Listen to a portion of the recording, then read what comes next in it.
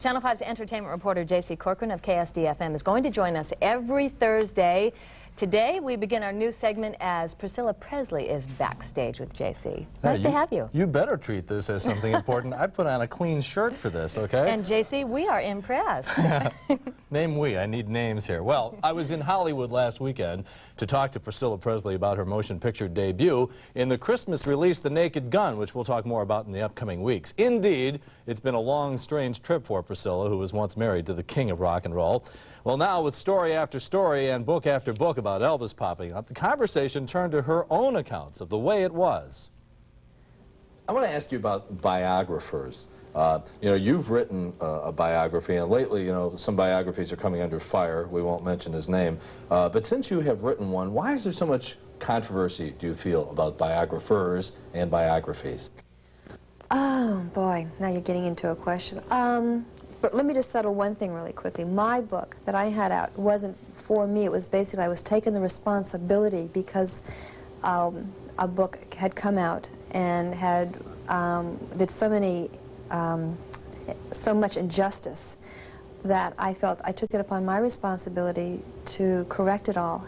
And I didn't want my daughter going down looking at that book thinking this was the last that was ever written on her father, that I had to assume that responsibility. That was the only reason why, was to correct all the injustice that was done on him in that particular book.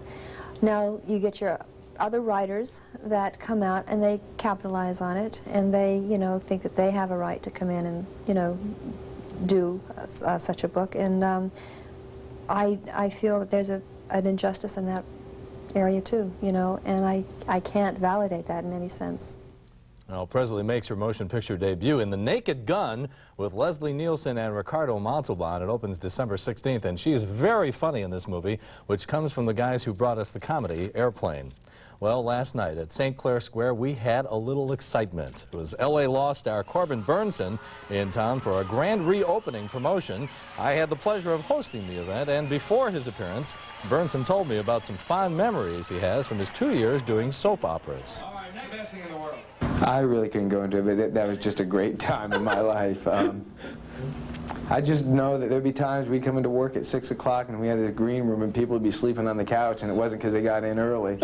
And they just finally said, this is the closest place to fall asleep after a long night. And I don't know, I'm actually working on a couple of films right now, and one of the films deals with that. Was really an age of innocence.